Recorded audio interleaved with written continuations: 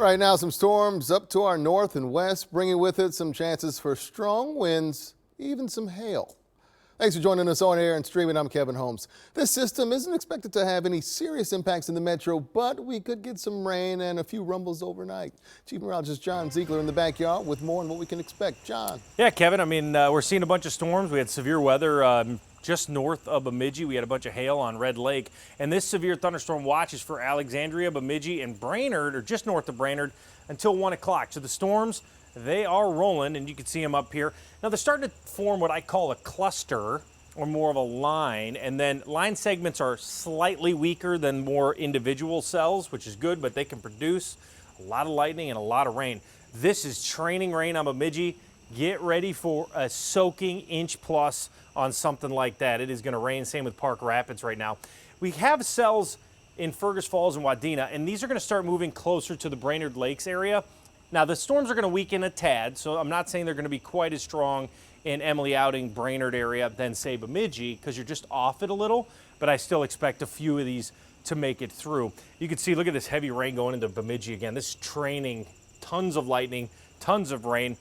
That one towards Parker's Prairie, that is the one that we're going to keep an eye on here as we go through the evening. All in all, you can see the slight risk is for mainly north of Brainerd, but even clips Cross Lake. But this gives you the indication that the storms are rolling in here, but as they get into the green and eventually into the non-severe threat, they should weaken. We'll time it all out for you in that future radar coming up.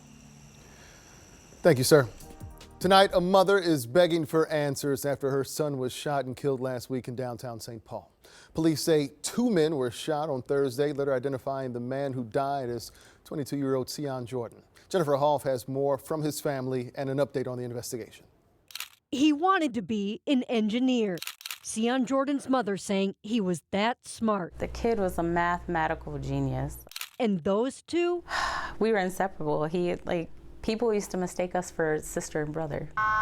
Making what happened last Thursday even harder for Melinda Meyer Aguilar and her husband to comprehend when she got a call then Seion was in the hospital. And I'm confused. Is he not coherent? Why are you guys asking me these questions? It didn't feel real. My soul left my body. And that's how I found out. St. Paul police say officers responded to multiple reports of shots fired. Seion hit in the stomach, another man in the leg. Not saying yet what led up to the violence as Melinda tries piecing together what little people are telling her happened at an apartment complex. He wouldn't be that stupid. That's what I don't understand. Saying Seion tried protecting his girlfriend's sister from being assaulted. His first response was just call the police. And then his phone rang again and he said, okay, here I come. I'm on my way. Police haven't made any arrests and it's unclear who shot the other person as a family keeps waiting for answers. It's gonna hit in waves and she knows it, and right now it's just numb. What they do know now is Seion won't soon be forgotten. Everyone that knew him loved him. Police say this is the city's 12th homicide this year, as Seion's family is planning his funeral at a church in Plymouth next week. And there's also a fundraiser to help pay for those expenses. Kevin? Oh, thinking of that family. Jennifer, thank you. Tonight, we know Todd Barnett will leave his position as interim Minneapolis Community Safety Commissioner at the end of the year. Barnett's future with the city has been uncertain after City Council rejected his appointment twice. Some council members say they've been disappointed with his leadership. In an internal email obtained by KARE 11, Barnett said he hasn't decided what's next and is still committed to serving and helping with a smooth transition. Today, Vance Belcher faced a Hennepin County judge for the first time for his state charges related to the targeted shootings of 2 Minnesota lawmakers and their spouses. Belcher already serving 2 life sentences after pleading guilty in federal court. Today's hearing lasted about 15 minutes, with Belcher complaining about how he's been treated in prison and asking if he can get Senator Amy Klobuchar to testify, claiming he met with her and other Minnesota officials on trips to Washington, D.C. Victims and their families shook their heads in court as he said that. The Hennepin County Attorney's Office is pushing for a state conviction because it would not be subjected to a potential presidential pardon. Hennepin County Attorney Mary Moriarty is appealing directly to the Texas governor to send an ICE agent facing charges in Minnesota back to Hennepin County. Christian Castro accused of shooting into a North Minneapolis home, hitting Julio Sosa Salis in the leg. Castro originally claimed self-defense, but charges say evidence contradicts that statement. Castro has been in a Texas jail since May. In her letter to Texas Governor Greg Abbott, Moriarty says an extradition follows all laws and guidelines in both states and that it's just waiting for the governor's signature. Police now say alcohol may have played a role in a crash that seriously injured a state trooper and another driver. This happened around 5:30 yesterday on I-35 northbound near 220th Street. Police in Forest Lake say the trooper was parked in the median when the other driver veered out on the lane and then hit the side of a squad car. Now, according to State Patrol, both had serious injuries. Search crews say they found a body while looking for a missing swimmer in St. Paul's Hidden Falls Park. Deputies in Ramsey County made that discovery around 12:15 today. Crews had been searching since Saturday evening after reports a man went under the water in the Mississippi River and didn't resurface. Tonight, a Minnesota mother says she's in limbo, waiting for a week's worth of money from the state's paid family leave program. It came after a change to her application, but now she says she's been waiting months with no answers. Katene shares her story and the state's response.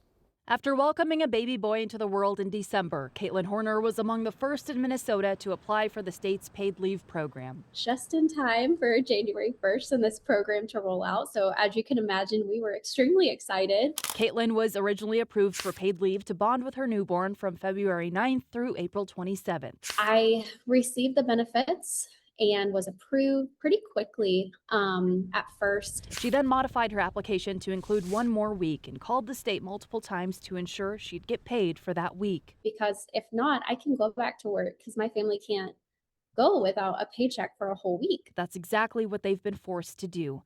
Despite repeated confirmation from the state that she is eligible and approved, Caitlin's final $1,400 check never came. Nearly 3 months later, the only explanation Caitlin has been given is that her case is in a support ticket. There was no answer. There was no person I could escalate my question to. So we took these questions to the Minnesota agency running the program, and we asked them how often are they seeing this and how many approved claims are unpaid because of these unresolved internal support tickets. In a statement, the Department of Employment and Economic Development tells us in part underpayments due to an applicant's change requests represent less than 0.3% of all payments, adding that they review changes to applications and may ask for more information, quote, to ensure program integrity. Mine, thankfully, was only a week, and who knows what these other families are not having because they're in a support ticket. Caitlin says her family has since struggled to cover basic expenses, including groceries, childcare, and rent. She hopes sharing her story will help identify problems in the program's rollout and improve communication and transparency. I don't want another family to experience this and to go through this financial insecurity of welcoming a newborn into the family. Katene, KARE 11 News. And Caitlin tells us since informing the program she's speaking to KARE 11, they've made her case a priority and that her final payment is now scheduled to go out August 8th. In the last few hours, Robbinsdale School Board making its pitch for a bond referendum. The district presenting that question that will be on the ballot in November. The main plan to consolidate to one district high school, expand middle and elementary schools, and move different programs to have their own spaces. If all three questions pass, it would mean more than $400 million for the district, or about $25 a month in taxes for the average home. District leaders say they need the money due to declining enrollment and financial challenges.